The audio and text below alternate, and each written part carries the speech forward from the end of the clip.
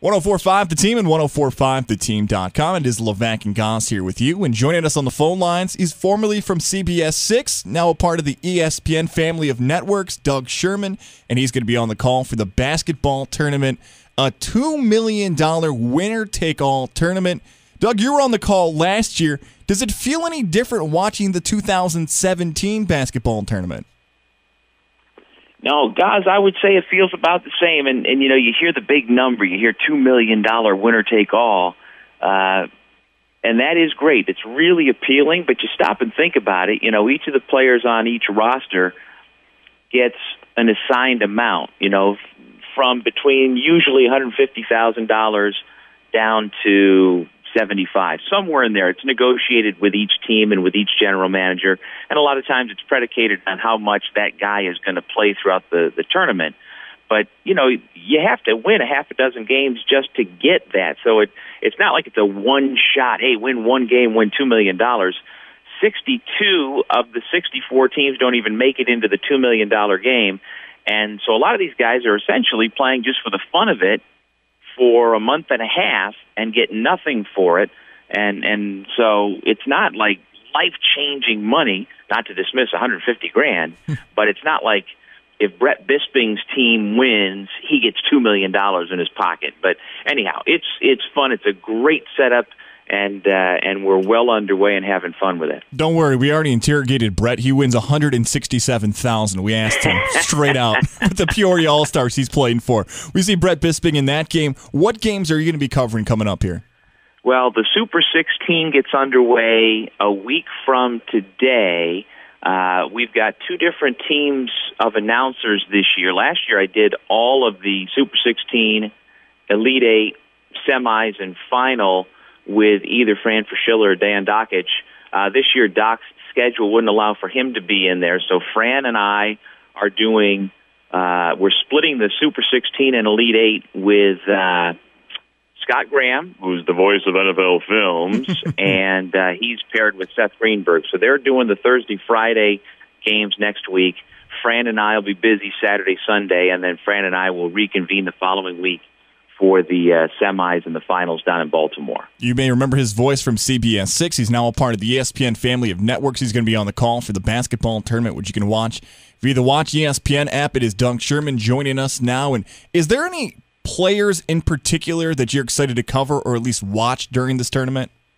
Well, you know as well as I do, we're both Central New Yorkers, Syracuse guys, so Boeheim's Army is the team with the players that I'm drawn to first. And so I'm always intrigued by that. I get a kick out of seeing guys from different generations teaming up. I mean, some of the younger guys talk about, like Trevor Cooney talks about that he was in awe of Eric Devendorf when he was a kid watching from Delaware as Syracuse played, and Devendorf, you know, was one of the stars of Syracuse, and now they are teammates together. And so I enjoy seeing that. And so the alumni teams, to me, not just Syracuse, but Colorado and Marquette and Ohio State, those to me are the most interesting. And I think from a fan's perspective, and certainly for a broadcaster, it's a little easier to compartmentalize who that group of guys is, and you understand their connection. And so those are the teams that I enjoy most. And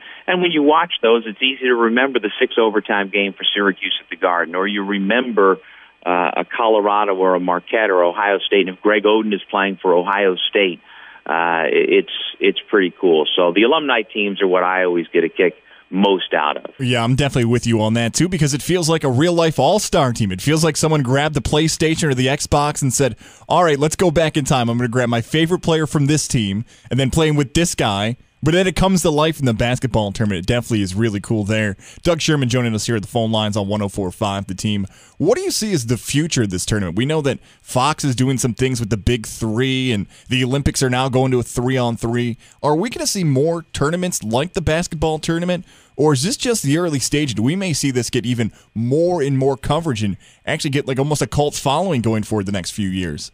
Oh, I think it's just going to grow, and it doesn't surprise me that the Big Three has come in to join the fray, because summertime there is a bit of a void, and you know, there's a lot of TV programming to fill. So when TBT started 4 years ago, that was new. Nobody had done anything in the summer, and ESPN didn't really have any interest in covering it. But throughout that first year, there was some buzz on social media, and so ESPN scrambled together a crew to, at the last moment, cover the championship game. Then year two, well, we like it. Let's be a little more committed to it. Last year, we wound up doing, I think, 9 games on ESPN and ESPN2, and the production value is great.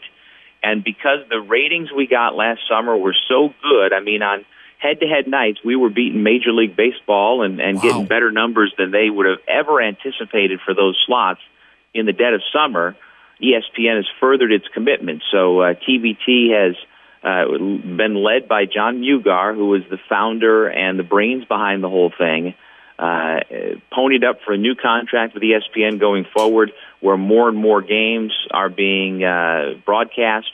And, of course, you know, you talked about Brett Bisping's games in the Jamboree. That was new this year, and those games, as well as all other games, are on the Watch ESPN app. So every single game is being produced by ESPN on some platform.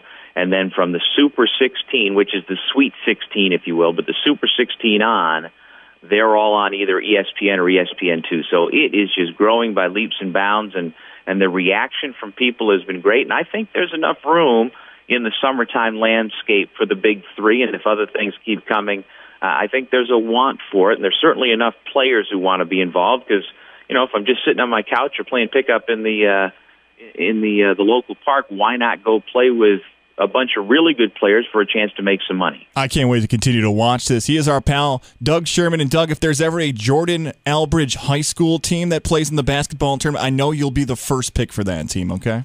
That'll be the first pick for being an announcer. I don't know if they're calling me to make buckets anymore, but boy, wouldn't that be fun to see the best of Jordan Elbridge taking on the best of Solvay, a bunch of fat old guys out there trying to make buckets.